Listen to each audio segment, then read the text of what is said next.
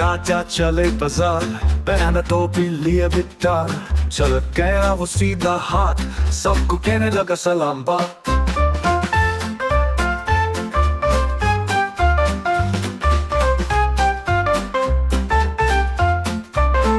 देखा दुकान में मिठाइयों का ढेर, हाथी ने कहा लो जी तो फेर, मगर भूल गया क्या लेने आया, सर को पकड़ के हंस दिया भैया। हाथी राजा बाजार में भूला साजा, लेकर आया बस एक फूल, सब कुछ भूल गया वो कूल।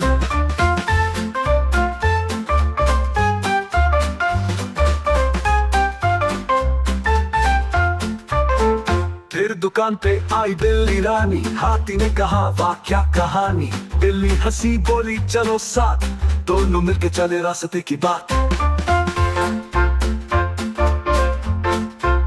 बाजार की गलियों में धूम मची, हाथी और बिल्ली की जोड़ी बनी, खास खबर चली हर तरफ, हाथी राजा को मिला दिल का सैफ।